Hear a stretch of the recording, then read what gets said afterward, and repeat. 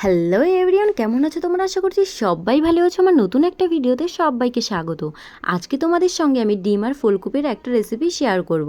আশা করছি এটা কম বেশি সবাই জানো, তাও আমার ভিডিওতে দেখানো উচিত বলে তাই আমি না দেখি আর পারলাম না।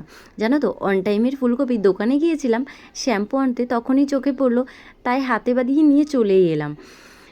প্রথমে ভেবেছিলাম নিরামিষই রান্না করব, কিন্তু আমাদের বাড়িতে জানো নিরামিষটা কেউ বেশি একটা খেতেই চায় না, তো বাধ্য হয়েই ডিম দিয়ে রান্না করতে হলো। বাড়িতে দেখছিলাম মাছ আছে কিনা, দেখছি ফ্রিজে মাছও নেই, তাই আর কী করার, ডিম দিয়ে রান্না করে নিয়েছিলাম। তো দেখো, প্রথমেই ফুলকপিগুলো ভালো করে কেটে কুটে নিয়েছি, আর ডিম আর আলুটা না আগে থেকে সিদ্ধ করে ছাড়িয়ে নিয়েছিলাম। তো ঘরে থাকা যেহেতু একটা ক্যাপসিকাম ছিল, সেটাও দিয়ে দিয়েছিলাম। এদিকে ডিমটাও ভালো করে একটু লাল লাল করে ভেজে নিয়েছি, আর ফুলকপিগুলো সেই তেলেই ভেজে নিয়েছি। এক এক করে সবগুলো ভেজে দেখো এখন তুলে নেব। তো কড়াইতে যেই তেলটা ছিল না, সেই তেলে পরিমাণ মতো আরেকটু তেল দিয়ে তাতে জিরে ফোড়নটা দিয়ে দিয়েছিলাম। তারপরে যে বেটে রাখা মশলাগুলো ছিল সেটাও দিয়ে দেবো।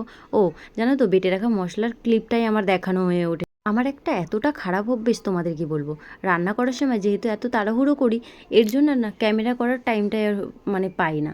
আর আমি ভেবেছিলাম সব ক্লিপগুলোই দেখিয়েছি, এখন দেখছি এডিট করার সময় দেখছি এই ক্লিপটাই দেখাতে ভুলে গেছি। এরকম আমার সাথে অনেকবার হয়েছে যে আমি প্রথমে ভিডিও করেছি, ভিডিও করার পর আমি ভাবছি এই ক্লিপগুলো আমার হয়তো নেওয়া হয়ে গেছে, আর ভিডিও যখন এডিট করি তখন দেখি এই ফটোটা নেওয়া হয়নি, এই ভিডিওটা নেওয়া হয়নি, এরকমই হয়ে থাকে। এদিকে কথা বলতে বলতে তোমরা দেখতেই পেলে জিরেটা ফোড়ন দিয়ে এক এক করে আমি বেটে রাখা মশলাটাও দিয়ে দিয়েছি, আর ক্যাপসিকামটা দিয়ে তাতে অ্যাড করেছি লবণ আর হলুদ।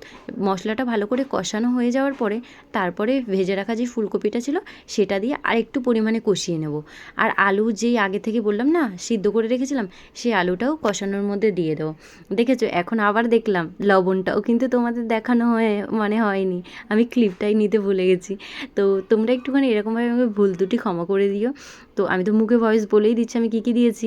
তোমরাও যদি কখনো আমার রেসিপিটা ট্রাই করো, আমার মুখে বলাটাই শুনে নিও।